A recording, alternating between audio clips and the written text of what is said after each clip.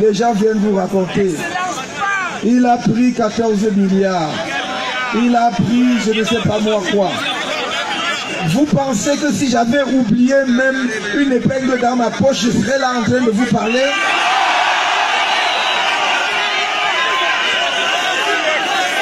J'ai dirigé la faculté de droit du Cameroun, la plus grande faculté de droit pendant 6 ans.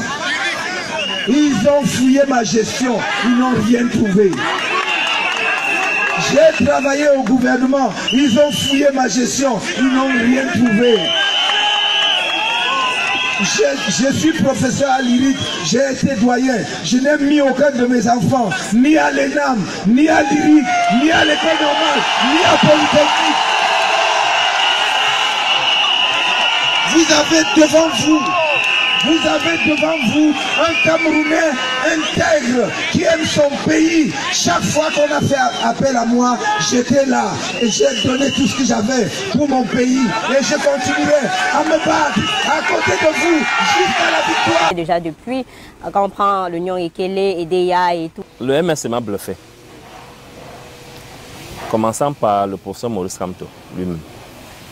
Il m'a bluffé dans son discours, dans sa façon de voir les choses. Son CV, pas CV dans le sens littéral, c'est-à-dire son CV dans le sens de la façon dont il a quitté le gouvernement. Quelqu'un qui a le courage de quitter la mangeoire, comme on le dit communément, quitter un poste de ministre dans le contexte du gouvernement de Paul Biya, où ils ont tous les privilèges. Parce que je me souviens qu'il y a un ministre, je vais citer son nom puisque son émission est rendue publique, le ministre Jean de Dieu Momo. On lui a posé la question à savoir, je pense en 2019 ou 2020, qu'après un an, c'était chez vous-même ce canal 2, après un an de service au poste de ministre, est-ce qu'il peut démissionner? Vous savez la réponse qu'il a donnée au journaliste, il a posé la question au journaliste à savoir, vous êtes fou?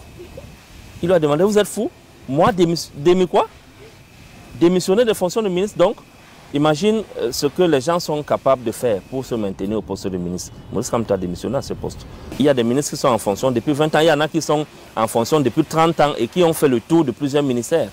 Donc on ne peut pas dire que quelqu'un qui a fait 7 ans, c'est le summum. Non.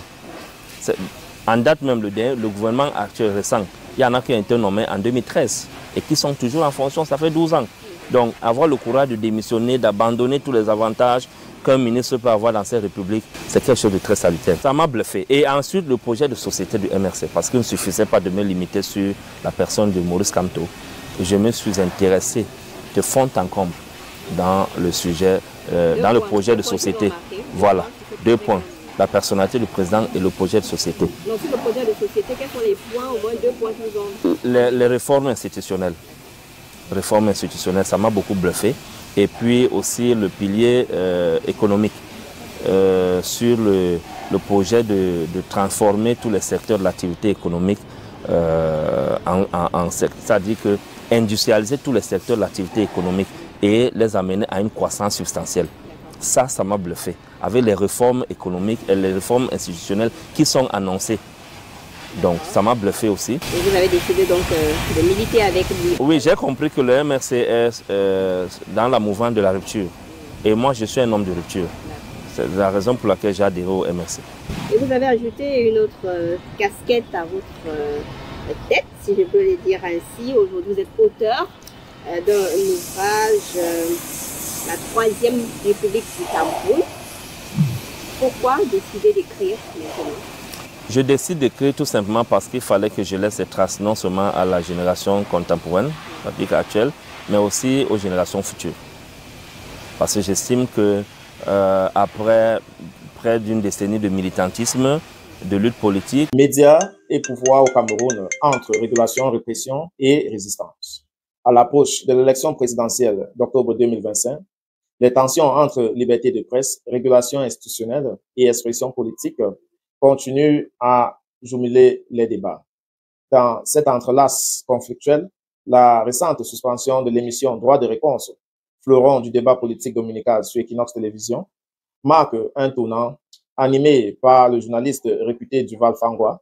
Cette émission, considérée par beaucoup comme l'une des dernières tribunes de liberté médiatique, dans un paysage audiovisuel verrouillé, a été mise en arrêt par le Conseil national de la communication pour une période d'1 mois et le journaliste, quant à lui, suspendu hors d'antenne pour une période de 2 mois. Cet geste, loin d'être anodin, s'inscrit dans une logique de contrôle narratif à l'heure où la parole contestataire, notamment portée par Maurice Kamto, menace de fracturer l'hégémonie communicationnelle du régime en place.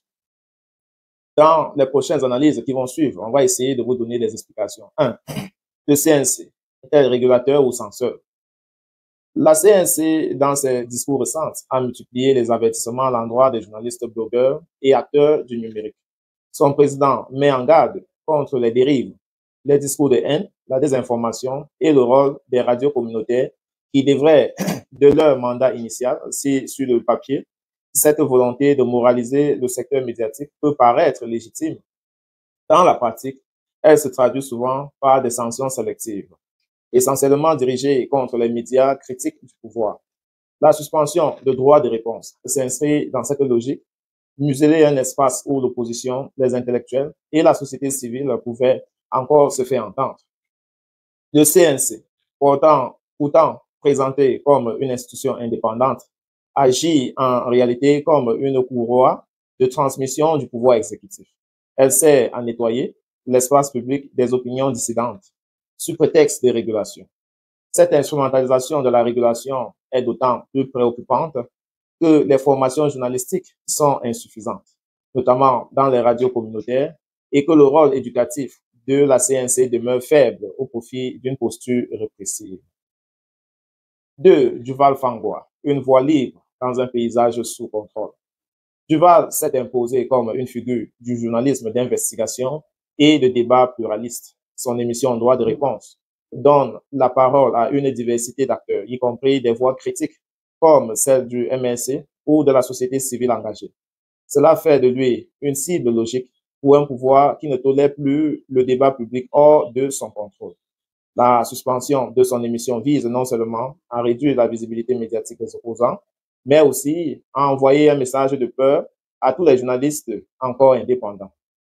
Cette censure intervient à un moment où le débat public devient crucial, alors que les réseaux sociaux explosent, que les journalistes citoyens s'improvisent faiseurs d'opinion, que les smartphones captent la rue, le régime semble vouloir resserrer l'étau pour éviter une contagion contestataire incontrôlable. En 3, la pensée de Maurice Kamto entre libéralisme politique et rupture républicaine. Dans ce contexte de verrouillage médiatique, la pensée de Maurice Kamto prend une dimension nouvelle. Loin des caricatures souvent véhiculées par les médias pro-gouvernementaux, Kamto incarne une vision républicaine fondée sur le respect des institutions, l'état de droit, la liberté de la presse, la réforme de la gouvernance et la souveraineté populaire. Il se pose en réformateur lucide, conscient que la transition démocratique ne peut advenir sans libération de l'espace public, y compris médiatique. Pour Kamto, le rôle des médias est central dans la formation d'une opinion publique éclairée. Son discours depuis janvier 2025, notamment lors des rencontres avec la diaspora et ses sorties médiatiques, insistent sur la nécessité d'un pluralisme médiatique, d'un journalisme responsable mais libre et sur la vigilance citoyenne face à la manipulation de l'information. 4. Mésinformation, citoyenneté et fracture médiatique. Le paradoxe camerounais en 2025, c'est que la régulation médiatique institutionnelle incarnée par la CNC s'attaque prioritairement aux médias traditionnels alors que la désinformation circule principalement dans les réseaux sociaux, échappant à tout contrôle. Ainsi, le gouvernement tente de combler ce vide avec un projet de cellule de fact-checking adossé à une technologie fournie par Antique. Mais cette initiative soulève des inquiétudes. Qui détermine la vérité? Et peut-on faire confiance à une institution aussi politisée que la CNC pour juger de l'authenticité d'une information? Face à cela, Kamto et d'autres acteurs de l'opposition plaident pour un renforcement de la culture médiatique citoyenne, une éducation aux médias et la création d'espaces alternatifs d'expression autonomes du pouvoir central. Ils voient dans la montée du journalisme citoyen, malgré ses dérives, une opportunité démocratique, à condition d'y adjoindre des mécanismes d'autorégulation et de formation. En 5, une élection sur haute tension narrative. L'élection présidentielle de 2025 ne se jouera pas uniquement dans les urnes, mais aussi dans la bataille des récits. Chaque camp tente de façonner la perception du réel. Le pouvoir via ses relais médiatiques et institutionnels, l'opposition à travers ses réseaux numériques et ses apparitions dans quelques espaces encore ouverts, comme c'était le cas sur Equinox Télévision. La suspension de droit de réponse est donc une stratégie de guerre narrative. Elle vise à priver l'opposition d'une caisse de résonance à quelques mois d'un scrutin où les jeux sont plus ouverts qu'ils ne l'ont jamais été depuis 1992. Dans ce contexte, la pensée de Maurice Kamto trouve un écho. Résister à l'hégémonie du discours unique, promouvoir une société civile critique, garantir la liberté d'expression comme pilier de la République. En conclusion, vers un conflit hégémonie médiatique, la suspension de droit de réponse n'est pas un fait isolé. C'est un révélateur d'un moment critique où le régime cherche à condenser l'espace médiatique. Pendant que l'opposition tente d'investir les marges, réseaux sociaux, diaspora, radio, communautaire, Maurice Kamto, par sa vision d'un État républicain et libéral, s'oppose frontalement à cette stratégie. Il propose une autre voie, celle d'une presse libre, d'un citoyen critique, d'un État garant de liberté. La suite des événements et surtout la capacité des journalistes comme Duval Fangwa à résister déterminera si le Cameroun de 2025 bascule vers un sursaut démocratique ou s'enfonce davantage dans la censure. Dites-nous en commentaire ce que vous pensez de cette suspension et la position que tient le CNC. Elle annonce que dans les jours, elle va investir dans des formations. Quelle formation va-t-elle donner en année électorale? Et pourtant, elle a eu tout le temps depuis 2021 que ce mandat a été nommé d'accompagner les journalistes à savoir choisir les informations. Mais dans un pays et un État qui veut se maintenir, comment est-ce qu'on peut être neutre, même lorsqu'on est l'organe régulateur? Sur ce, j'aimerais bien vous lire, comme d'habitude.